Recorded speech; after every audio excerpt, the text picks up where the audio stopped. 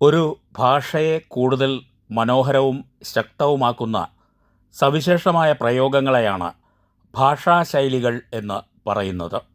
വാക്കുകൾക്ക് അവയുടെ നേരിട്ടുള്ള അർത്ഥത്തിനപ്പുറം, അതായത് വാച്യാർത്ഥത്തിനപ്പുറം ആഴത്തിലുള്ളതോ ആലങ്കാരികമായതോ ആയ ഒരു പ്രത്യേക അർത്ഥം, ലക്ഷ്യാർത്ഥം എന്ന് പറയും. അത്തരമൊരു ലക്ഷ്യാർത്ഥം ഇത്തരം പ്രയോഗങ്ങൾക്ക് ഉണ്ടായിരിക്കും. ഒരു ഉദാഹരണത്തിന്, കൈ കഴുകുക എന്ന ശൈലിക്ക് ഉത്തരവാദിത്തത്തിൽ നിന്ന് ഒഴിഞ്ഞു മാറുക എന്നാണ് അർത്ഥം, അല്ലാതെ ശരിക്കും കൈ കഴുകുക എന്നല്ല. ഭാഷയെ സംക്ഷിപ്തവും അർത്ഥവത്തുമാക്കാനും ആശയങ്ങൾ കൂടുതൽ ഫലപ്രദമായി കൈമാറാനും ശൈലികൾ സഹായിക്കുന്നു.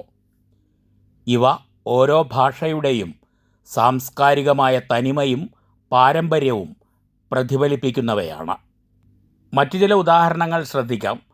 അജഗജാന്തരം എന്ന് പറയുമ്പോൾ വലിയ വ്യത്യാസം എന്നാണ് അർത്ഥമാക്കുന്നത്. സുഗ്രീവാജ്ഞ എന്നാൽ ലംഘിക്കാനാകാത്ത കൽപ്പന എന്നർത്ഥം. കിണറ്റിലെ തവളയ്ക്ക് കൂപമണ്ഡൂകം എന്ന് പറയും. ലോകവിവരം ഇല്ലാത്തവനെയാണ് കൂപമണ്ഡൂകം എന്ന് വിശേഷിപ്പിക്കുന്നത്. കഠിന ശപഥത്തെ ഭീഷ്മപ്രതിജ്ഞ എന്നും ആരും കേൾക്കാത്ത കരച്ചിലിന് വനരോദനമെന്നും ചുരുക്കുക എന്നതിന് ശ്ലോകത്തിൽ കഴിക്കുക എന്നും ഉപദ്രവമുണ്ടാക്കി വയ്ക്കുന്നതിന് അക്കപ്പോർ വിളിക്കുക എന്നുമെല്ലാം പറയും. കരതലാമലകം എന്നാൽ വളരെ വ്യക്തം എന്നാണ് അർത്ഥമിടുന്നത്. ഒരു കാര്യം ആരംഭിക്കുന്നതിന് ഹരിശ്രീ കുറിക്കുക എന്ന് നമ്മൾ പറയാറില്ലേ? നീതിയും നിയമവുമില്ലാത്ത സ്ഥലത്തിന് വെള്ളരിക്കാപട്ടണമെന്നും വിശേഷിപ്പിക്കുന്നു. ഭയപ്പാടുണ്ടാക്കുന്ന സ്ഥലം അനന്തൻകാടാണ്. ദീപാവളി കുളിക്കുക എന്നാൽ വരവിലധികം ചെലവ് ചെയ്ത് പാപ്പരാവുക എന്നാണ് ഉദ്ദേശിക്കുന്നത്. ക്ഷമയുടെ നെല്ലിപ്പലക കണ്ടു എന്നെല്ലാം പ്രയോഗിക്കാറുണ്ട്. അത് നെല്ലിപ്പലക കാണുക എന്നല്ല, നമ്മൾ അർത്ഥമിടുന്നത് അവസാനം കാണുക എന്നാണ്. നെല്ലിപ്പലക കാണുക എന്നാൽ അർത്ഥമിടുന്നത്.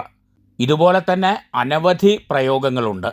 വലിയ ഉപദ്രവമുണ്ടാക്കുന്നതിന് മൂക്കിൽ പറയുക, ശതകം ചൊല്ലിക്കുക എന്ന് പറഞ്ഞാൽ ഒരാളെ കഷ്ടപ്പെടുത്തുക, പുറത്താക്കുന്നതിന് ഗളഹസ്തം ചെയ്യുക തുടങ്ങി നിരവധി പ്രയോഗങ്ങൾ നമ്മുടെ മലയാള ഭാഷയിൽ ഭാഷാ ശൈലിയുമായി ബന്ധപ്പെട്ട് കാലങ്ങളായി നിലവന്നു പോരുന്നുണ്ട്.